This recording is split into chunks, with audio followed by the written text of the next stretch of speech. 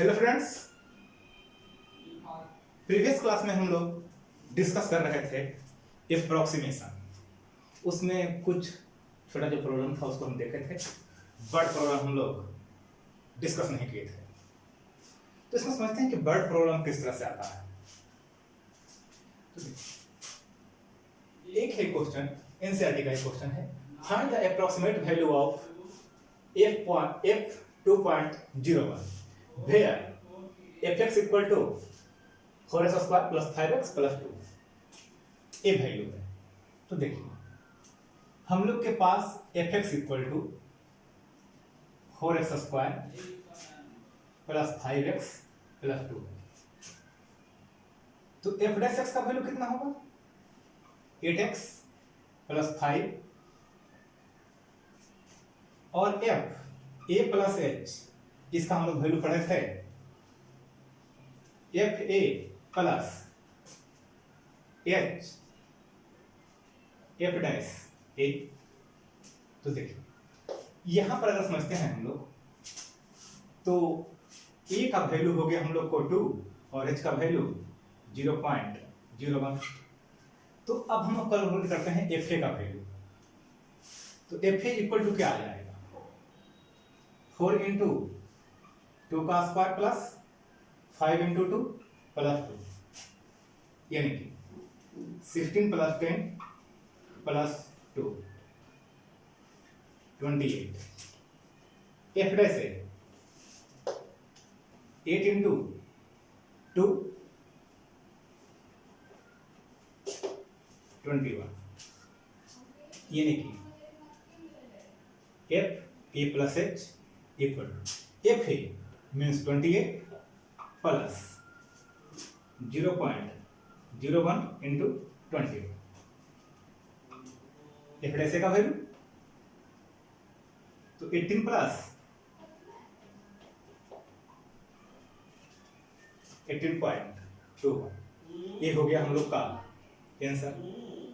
कोई दिक्कत नहीं। नेक्स्ट प्रॉब्लम को समझते हैं। एक और प्रॉब्लम देखते हैं। नेक्स्ट क्वेश्चन को समझते हैं अगर हम लोग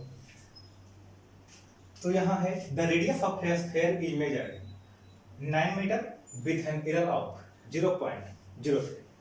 तो यहां आपको समझिए तो ए का वैल्यू हो गया आपको 9 मीटर और एच जो एरर है वो 0.03 मीटर।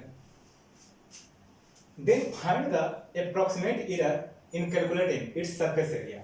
तो सरफेस एरिया जो हम लोग कैलकुलेट करेंगे उसमें एरर कितना होगा हमको ये कैलकुलेट करना है।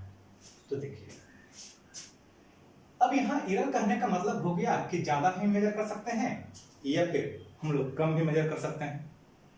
एरर मतलब तो ये हुआ कि इसके आसपास का वैल्यू 0.3 प्लस होगा या फिर 0.03 माइनस होगा।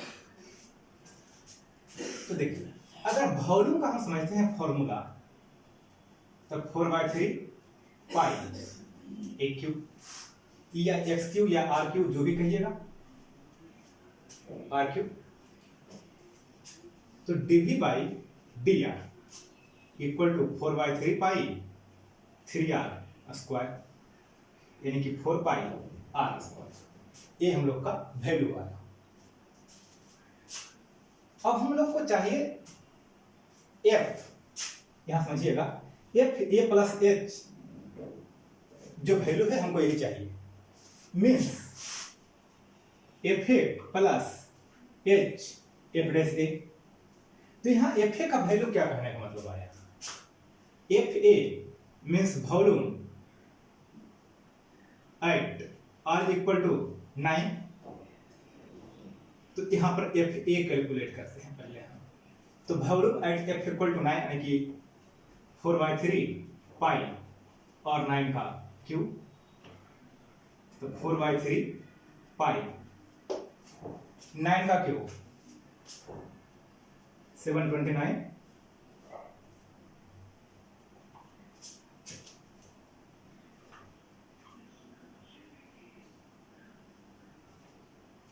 इतना ये एफ ए का वैल्यू आ गया।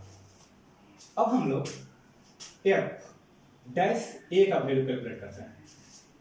तो एफ डैश ए मतलब आपको डी वाई डी आर रहेगा, तो एफ डैश ए कितना हो जाएगा 4 पाई, और आर का वैल्यू 9 का स्क्वायर, यानी 4 पाई इंटू 81 4 पाई। अब हम समझते हैं एफ ए प्लस एच, ठीक है।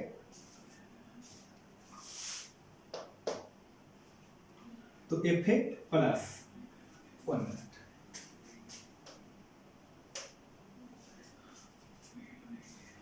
एफ ए प्लस एच और एच एफ डैश ए। अब समझिए यहां से find the approximate error in calculating surface area.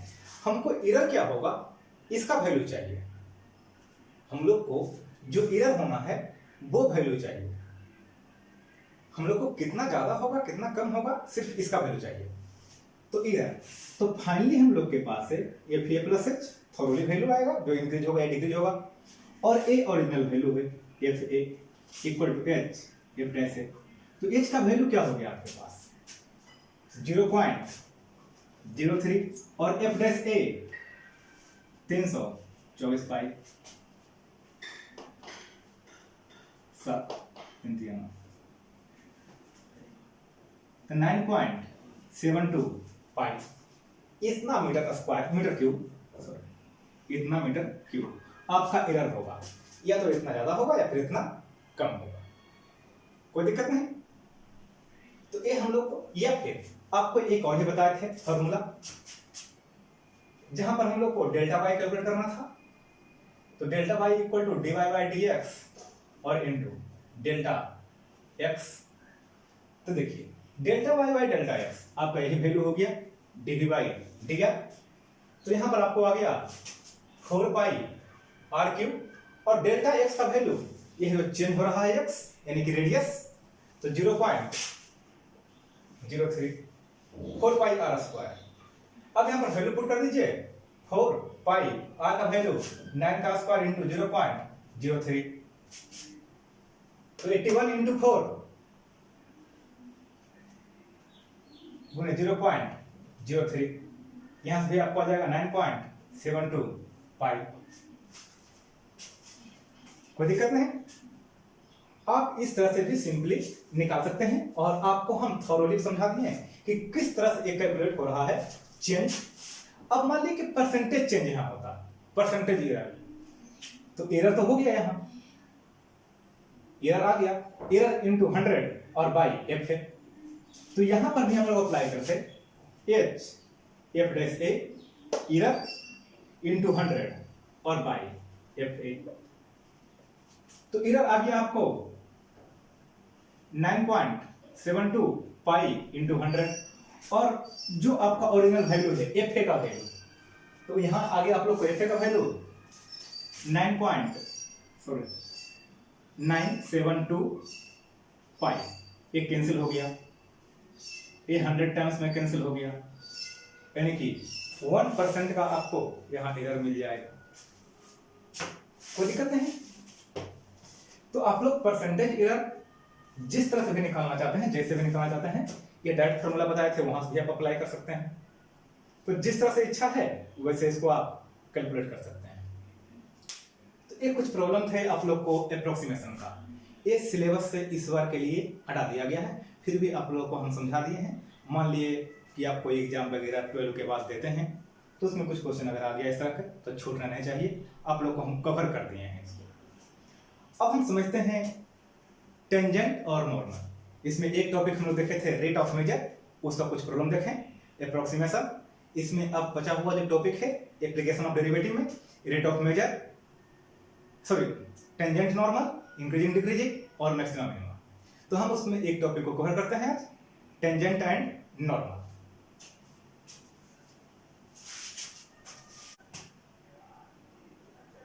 अब हम समझते हैं टेंजेंट एंड नॉर्मल। आप लोग को जब हम डेरिवेटिव शुरू किए थे, स्टार्ट किए थे, इनिशियली फर्स्ट क्लास जब डेरिवेटिव का हम लोग डिस्कस कर रहे थे, तो वहां हम लोग को कुछ इस तरह से एक फिगर ड्रॉ हुआ था।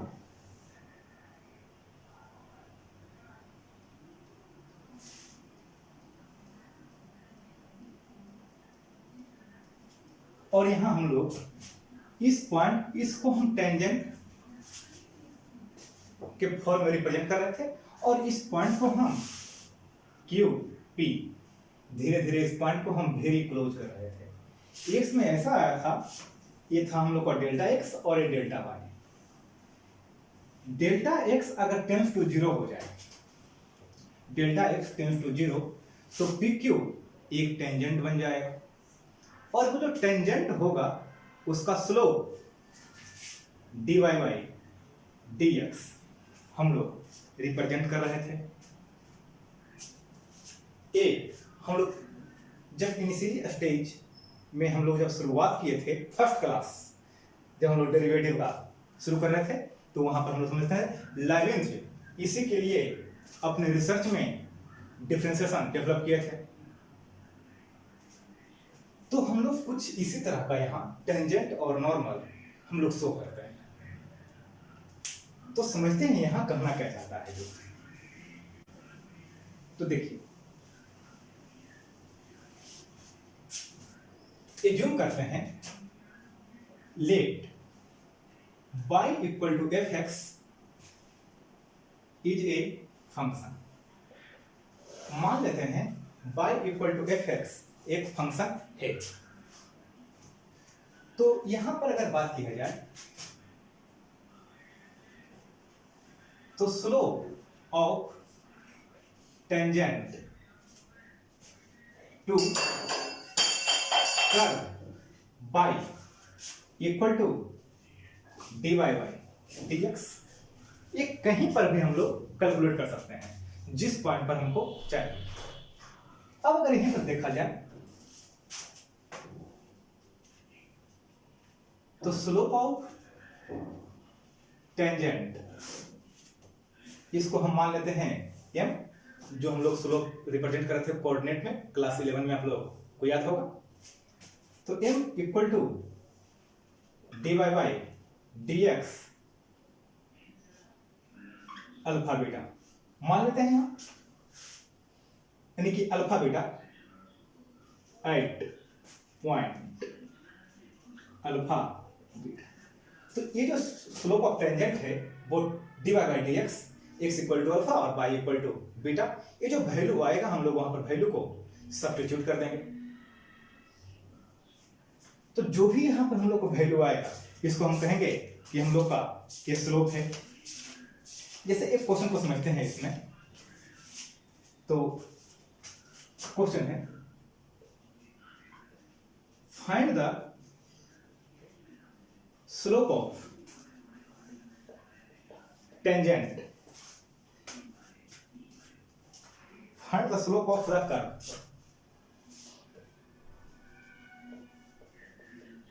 Slope of the curve y square equal to 4x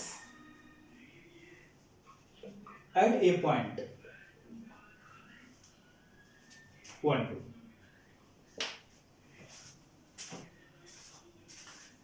हम लोग को कर्व का स्लोप कैलकुलेट करना है। कर्व का स्लोप कैलकुलेट करना मीन्स समझिए, यहां जैसे एक कर्व है, हमको इसका स्लोप चाहिए, तो रियल में तो इस कर्व का स्लोप होगा नहीं, स्लोप तो इसका टेंजेंट का होगा। तो मान लेते हैं यहां पर 0.12, तो जो टेंजेंट इस, जो स्लोप इस टेंजेंट का होगा वही स्लोप कर्व का भी होगा इस पॉइंट पर। तो देखिए, अब आप इस थ्योरी को थोड़ा सा समझिए। Slope of tangent at point alpha beta हम लोग कैलकुलेट कर रहे थे, और इसी को हम बोल सकते हैं slope of curve at point alpha beta equal to d y by D x alpha beta, दोनों सेम ही चीज है। तो जैसे यहां पर देखते हैं अगर, तो हम लोग को पहले d y by D x चाहिए, तो y square equal to 4x तो differentiate both side with respect to x. तो 2y dy by dx equal to 4. तो dy by dx equal to 4y 2y. ये हम लोग का वैल्यू आ गया। अब हमको चाहिए स्लोप। तो स्लोप ऑफ कर्व एट 1 2, कहने का मतलब dy by D x equal to, और dy बाई डी एक्स का वैल्यू 2y, तो 2 और y 2, यानी कि इसका स्लोप आपको 1 आ गया। तो आप इस तरह से कुछ क्वेश्चन को सिंपली अगर स्लोप निकालना है तो आप इस तरह से स्लोप कैलकुलेट कर सकते हैं। अब यहां कुछ क्वेश्चन और भी आते हैं जिसमें हम लोग को टेंजेंट का इक्वेशन, नॉर्मल का इक्वेशन, ये सब कैलकुलेट करने का होता है। पहले हम उसको समझते हैं। अब हम बात करते हैं इक्वेशन ऑफ टेंजेंट। तो देखिए, लेट करते हैं y equal to F x is a function. तो slope of tangent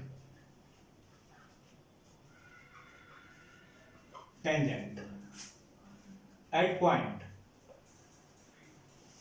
alpha beta equal to dy by D X. तो अगर हम इक्वेशन कैलकुलेट करते हैं, देन इक्वेशन ऑफ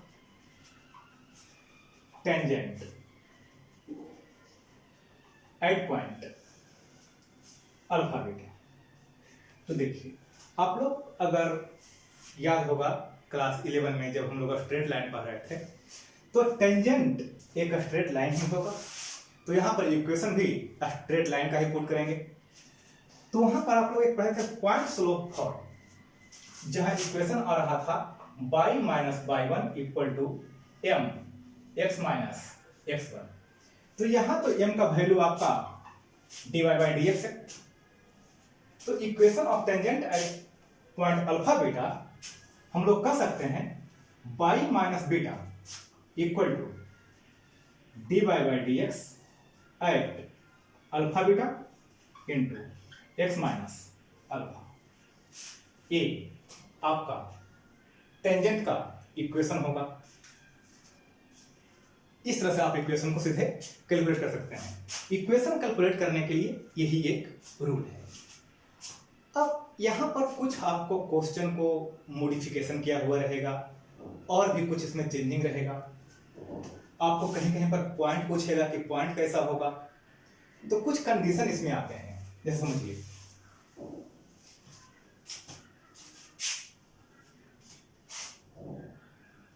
समझिए, if tangent parallel to x axis. अगर टेंजेंट एक्स एक्सिस के parallel है, तो टेंजेंट एक्स एक्सिस के पैरेलल है मींस टेंजेंट कुछ इस तरह से होगा, means slope 0। So slope of tangent equal to 0, that is dy by D x equal to 0। कोई दिक्कत नहीं है इसमें। ये तो फर्स्ट केस की बात की है। अब इसमें आपको ऐसा भी हो सकता है,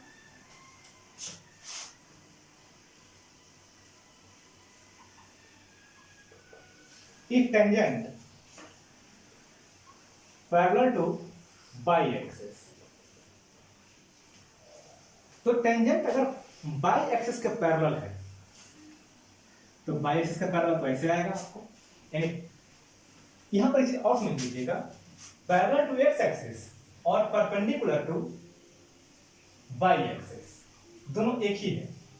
यहां पर पैरेलल टू वाई एक्सिस या फिर perpendicular to x axis, then slope of tangent equal to infinite, क्योंकि यहां तो ये पैरेलल है tan 90 और tan 90 का वैल्यू इनफाइनाइट, तो अनडिफाइंड होगा, means dy by D x equal to undefined होना चाहिए हम लोग को, कुछ एक केस रहना चाहिए। और अगर समझते हैं तो if tangent parallel to ax plus by plus c equal to 0, मान लेते हैं कि टेंजेंट जो है ax plus by plus c equal to 0 के पैरेलल है, और अगर पैरेलल है तो फिर इसका स्लोप और टेंजेंट का स्लोप इक्वल होना चाहिए। तो देखिए रियल में ये इक्वेशन कैसा है, b equal to y equal to minus a by b x और माइनस सी बाई बी, तो ये हो गया आप लोग का स्लोप। आप लोग को याद होगा y equal to M X plus C के फॉर्म हम लोग पढ़े थे, तो यहां dy by D x equal to minus A by B, कुछ इस तरह कर सकते हैं हम लोग। और भी अगर समझते हैं, if tangent perpendicular to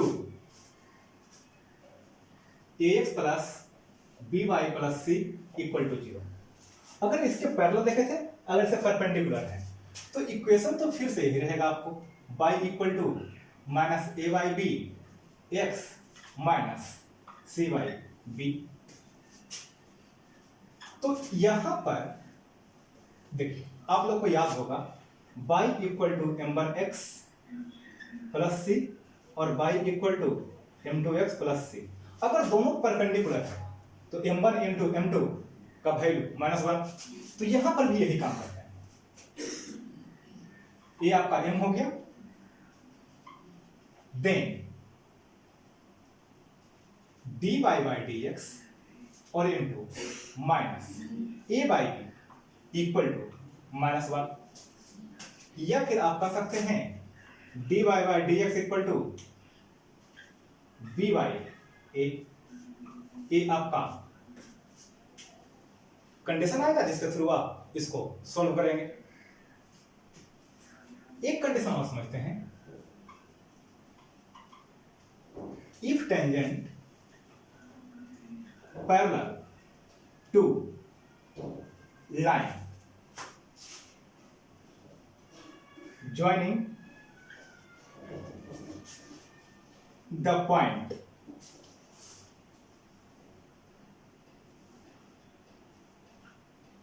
AB, A1 B1 and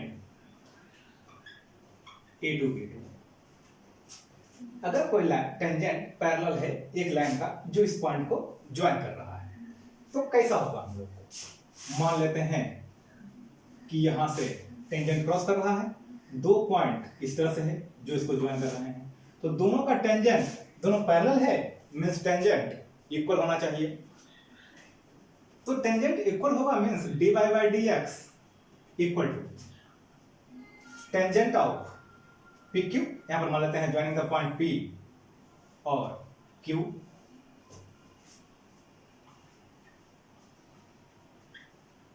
A two b two. तो यहां पर टेंजेंट इसका स्लोप क्या आ जाएगा, b2 minus b1 by a2 minus a1, ऐसा होगा, कोई दिक्कत नहीं। आगे समझते हैं। अब अगर कंडीशन ऐसा हो आपको, if tangent to curve y equal to F x is perpendicular to line join the point P A1 B1 and Q A2 B2। मान लेते हैं इस पॉइंट को ज्वाइन करने वाला जो लाइन है उसके परपेंडिकुलर है टेंजेंट। तो देखिए हमको जो वो लाइन होगा वो कुछ इस तरह से रहेगा, यही आपका P है और एक Q है। तो इसका तो स्लोप हम लोग के पास आएगा dy बाई dx और इसका यहां पर पॉइंट है आपके पास a1 b1 और यहां पॉइंट है a2 b2। तो यहां पर जो पॉइंट आया है इसका स्लोप हम लोग को आ जाएगा b2 minus b1 by a2 minus a1 by 2 minus by 1 by f2 minus x1। इस दोनों का प्रोडक्ट -1 के इक्वल होना चाहिए, तो वही रूल यहां अप्लाई करेंगे हम लोग। तो देखिए देन dy बाई dx और इंटू b2 माइनस b1 और a2 minus a1 equal to -1। कोई दिक्कत नहीं। या फिर आप इसी को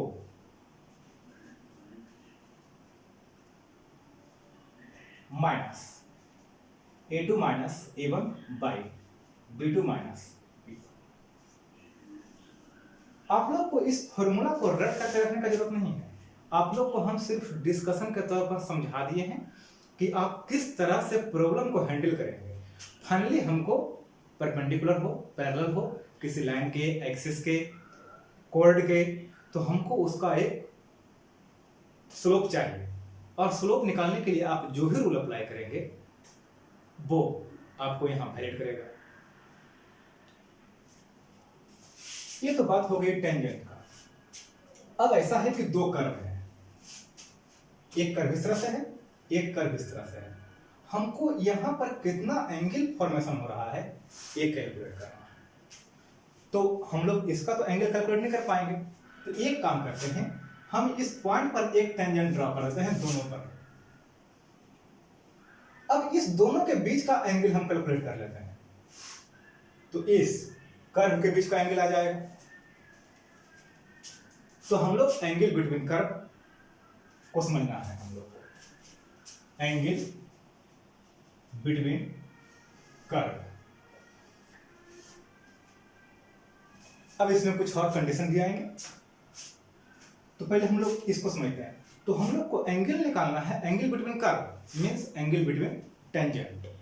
तो मान लेते दो फंक्शन था, एक y equal to F x और एक y equal to g x. तो हम इस दोनों से पहले एक एफ डैश एक्स और एक जी डैश एक्स, यही दोनों का स्लोप आएगा। अब स्लोप के थ्रू हम एंगल कैलकुलेट करेंगे। कोई दिक्कत नहीं इसमें समझने में। इसका हम लोग और डिस्कशन नेक्स्ट क्लास में करेंगे।